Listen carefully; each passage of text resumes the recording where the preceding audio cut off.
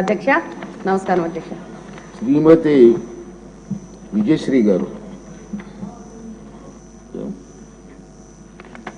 Minister గారు మీరు reply ఉంది.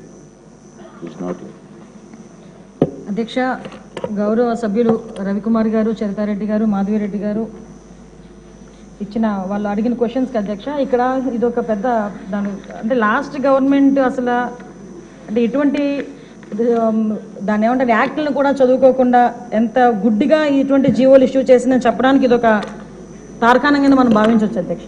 ఎందుకంటే యాక్చువల్గా వీళ్ళని మహిళా లేదా గ్రామ వార్డు మహిళా సంరక్షణ కార్యదర్శుల కింద ఇందాక సభ్యులు చెప్పినట్టుగా జీవో నెంబర్ MS నెంబర్ 129 ప్రకారం 2019లో వీళ్ళు నియమించడం జరిగింది అధ్యక్ష. ఓవరాల్గా చూస్తే అధ్యక్ష వీళ్ళు 15,000 మంది రిక్రూట్మెంట్ చేస్తే అధ్యక్ష దగ్గర 13,815 మంది ఈరోజు కార్యదర్శుల కింద మహిళా సంరక్షణ కార్యదర్శుల కింద పనిచేసే పరిస్థితి ఉంది అధ్యక్ష. అందులో సుమారుగా 1,189 ఆటోమేటిక్గా ఇంకా ఖాళీలు ఉన్నాయి అధ్యక్ష. అయితే 13,815 మందికి అధ్యక్ష 2021కి వచ్చేసరికి మళ్ళీ జీవో నెంబర్ 60 ప్రకారం చేసుకుని వాళ్ళని ఒక మహిళా రక్షణ కార్యదర్శుల కింద వార్డు లేక గ్రామ మహిళా రక్షణ కార్యదర్శుల కింద మార్చి వాళ్ళకి ఒక సపరేట్ జాబ్ చార్ట్ ఇచ్చారు అధ్యక్ష. జాబ్ చార్ట్లో కూడా అధ్యక్ష చూస్తే పోలీస్ డిపార్ట్మెంట్ ఇందాక కోన రవికుమార్ గారి సభ్యులు చెప్పినట్టుగా ఒక చీఫ్ సెక్రటరీకి ఎన్ని బాధ్యతలు ఉంటాయి అన్ని బాధ్యతలు కూడా ఒక గ్రామ మహిళా సంరక్షణ కార్యదర్శికి అప్పచెప్పడం అన్నది చూస్తేనే అధ్యక్ష వీళ్ళ తాలూకు అవివేకం అన్నది లాస్ట్ గవర్నమెంట్ తాలూకు అవివేకం అన్నది చాలా క్లియర్గా అర్థమవుతుంది అధ్యక్ష. ఎందుకంటే అధ్యక్ష ఈ రోజు మనం ఇక్కడ చూసుకుంటే అధ్యక్ష పోలీస్ డిపార్ట్మెంట్లో ఒక ఉద్యోగం సాధించాలంటే వాళ్ళు శారీరక దారుఢ్య పరీక్షలు వాళ్ళు నెగ్గాలి, రిటర్న్ టెస్ట్లో వాళ్ళు ఎగ్జామ్ పాస్ అవ్వాలి, 9 months ట్రైనింగ్ కఠోరమైన ట్రైనింగ్ ఉంటుంది అధ్యక్ష. కఠోరమైన ట్రైనింగ్ తర్వాతనే ఆ పోలీస్ కానిస్టేబుల్స్ కింద వాళ్ళు అందరూ కూడా బయటకు వచ్చి పోలీస్ డిపార్ట్మెంట్ వర్క్ చేసే పరిస్థితి ఉంటుంది అధ్యక్ష. కానీ వీళ్ళని మహిళా రక్షణ కార్యదర్శి కింద ఏర్పాటు చేసిన తర్వాత కేవలం 2 వారాలు వాళ్ళకి ట్రైనింగ్ ఇచ్చి ఒకటేమో ఒక వారం పోలీస్ డిపార్ట్మెంట్ వాళ్ళు ఇంకొక వారం ICDS డిపార్ట్మెంట్ వాళ్ళు ట్రైనింగ్ ఇచ్చి ఓవరాల్గా చెప్పాలంటే వీళ్ళు గ్రామాల మీదకి వదిలేశారు అధ్యక్ష. వాళ్ళు పంపించిన తర్వాత కూడా వాళ్ళకి ఇష్టాలు కూడా గ్రహించకుండా పోలీస్ డ్రెస్ కూడా వాళ్ళకి వేయటానికి ఇంచుమించుగా పోలీస్ యూనిఫామ్ కూడా వాళ్ళకి వేయాలి అని చెప్పి వాళ్ళు రిస్ట్రిక్ట్ చేస్తే వాళ్ళు కూడా దానికి భయపడి బాధపడి చాలా మంది కోర్టులకు వెళ్ళిన సందర్భాలు కూడా ఉన్నాయి అధ్యక్ష. ఈరోజు కోర్టులో దగ్గర 7 రిట్ పిటిషన్లు మహిళా కార్యదర్శికి సంబంధించి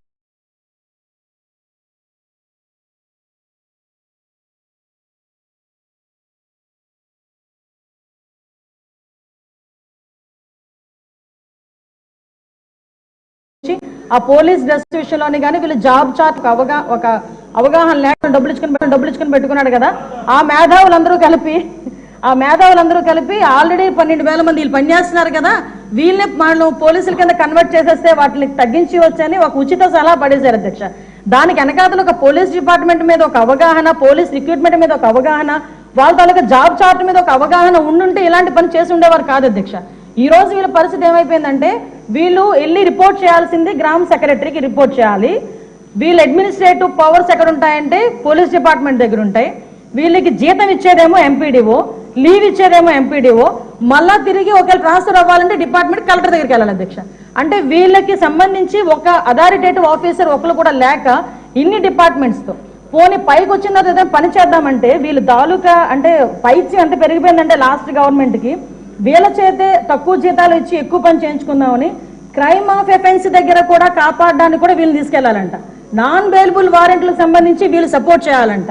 అక్కడికి వెళ్ళి మహిళా సంరక్షణ కార్యదర్శుల కింద మహిళా రక్షణ కార్యదర్శుల కింద అక్కడ ఉన్న అవగాహన కల్పించడం, లేకపోతే ICDS సంబంధించి ఏదైనా మిడ్ డే మీల్స్ చూడడం అంతవరకు ఓకే.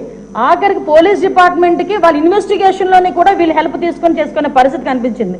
లాస్ట్ గవర్నమెంట్లో చాలా మంది మాతోనే మొరపెట్టుకున్నారు అధ్యక్ష. మేము ప్రతిపక్షంలో ఉండేటప్పుడు పోరాటాలు చేసేటప్పుడు మాకు సెక్యూరిటీ కింద మమ్మల్ని ఆపడానికి, సెక్యూరిటీ కూడా కాదు మమ్మల్ని ఆపడానికి ఈ మహిళా కానిస్టేబుల్తో పాటు మహిళా పోలీసులు కూడా పంపించేవారు. మేము అడిగేవాళ్ళం మీరెవరమ్మా మహిళా పోలీసా మహిళా కానిస్టేబుల్ అంటే మహిళా పోలీస్ అండి అని. ఇందులో విషయం ఏంటంటే అధ్యక్ష చాలా మంది ఏస్ అయిపోయిన వాళ్ళు ఉన్నారు. మళ్ళీ ఇంకోటి ఏంటంటే ఎంటెక్లు బీటెక్లు చేసుకుని కొంతమంది ఫ్యామిలీస్ పోలీస్ డిపార్ట్మెంట్లోకి కొంతమంది యాక్సెప్ట్ చేస్తారు, కొంతమంది యాక్సెప్ట్ చేయకపోతారు. ఇలాంటి సిచ్యువేషన్స్ అన్నింటిలోని కూడా ఈరోజు వీళ్ళు పడుతున్న బాధ అధ్యక్ష వర్ణనాతీతం. ఇంకొకటి ఇందులో కొసమెరుపు ఏంటంటే ఎన్నో సంవత్సరాల కానిస్టేబుల్ కింద చేస్తే హెడ్ కానిస్టేబుల్ ప్రమోషన్ వస్తుంది.